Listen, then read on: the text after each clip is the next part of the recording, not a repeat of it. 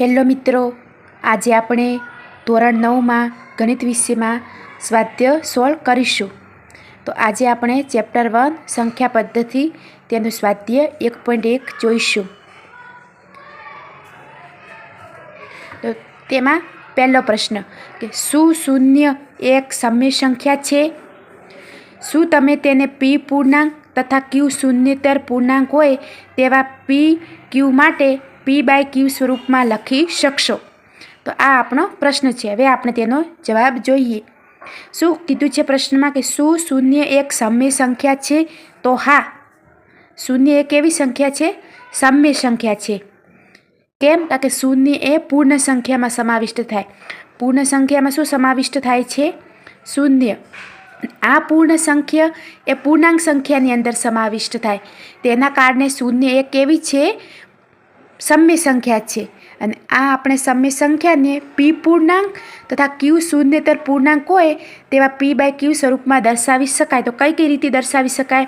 પી પૂર્ણાંક અને ક્યુ શૂન્યેતર પૂર્ણાંકમાં આપણે તેના માટે કોઈ પણ એક્ઝામ્પલ લઈ શકીએ, જેમ કે 0/5, 0/10, 0/-13, 0/-18 વગેરે આવી સંખ્યા આપણે લઈ શકીએ.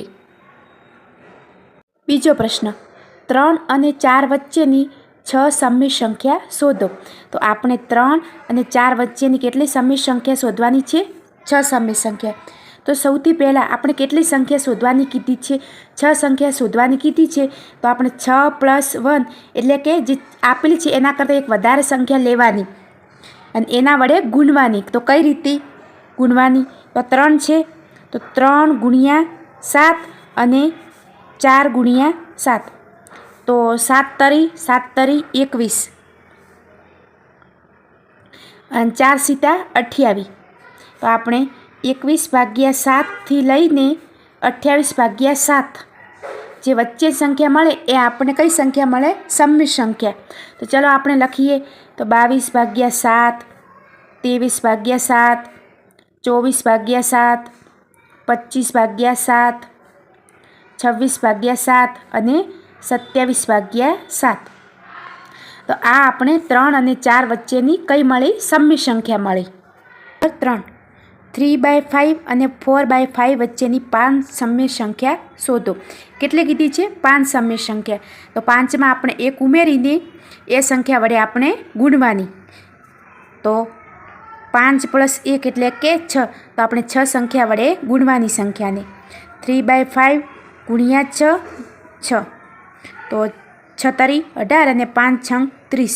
એ જ રીતે 4 × 6 / 5 × 6 એટલે 6 ચોક 24 અને 5 છંગ 30.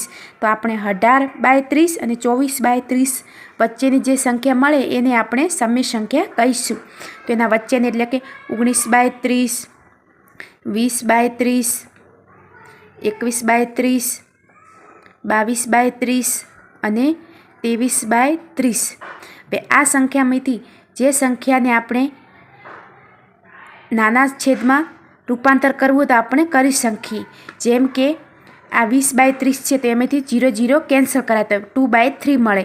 તો આ રીતે આપણે એનું નાના સંખ્યામાં રૂપાંતર કરવું તો કરી શકાય અને ન કરવું તો આ સંખ્યાને આમની આમ પણ રાખી શકાય.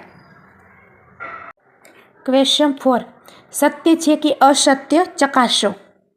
તો તેમાં એક, દરેક પ્રાકૃતિક સંખ્યા એ પૂર્ણ સંખ્યા છે. તો સત્ય કે અસત્ય? તો આ વિધાન છે સાચું. કઈ રીતે? કે દરેક પ્રાકૃતિક સંખ્યા એ કેવી સંખ્યા છે? પૂર્ણ સંખ્યા.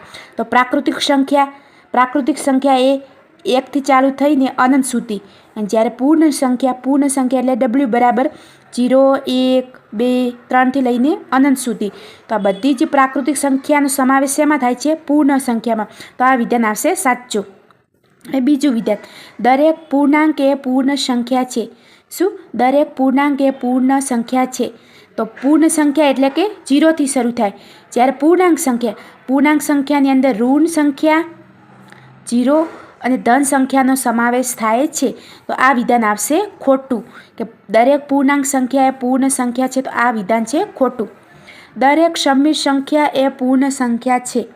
દરેક સમય સંખ્યા એ પૂર્ણ સંખ્યા છે. તો આ વિધાન પણ આવશે ખોટું. કારણ કે સમય સંખ્યા એટલે કે આપણે p/q સ્વરૂપે દર્શાવી શકીએ. જ્યારે પૂર્ણ સંખ્યા જે આપણે 0થી શરૂ કરીને અનંત સુધીની સંખ્યા આવે છે, તો આ વિધાન પણ આવશે ખોટું. તો વિદ્યાર્થી મિત્રો, જો તમને મારો વિડીયો સારો લાગ્યો હોય તો મારા વિડીયોને લાઇક, શેર અને સબસ્ક્રાઈબ જરૂરથી કરજો.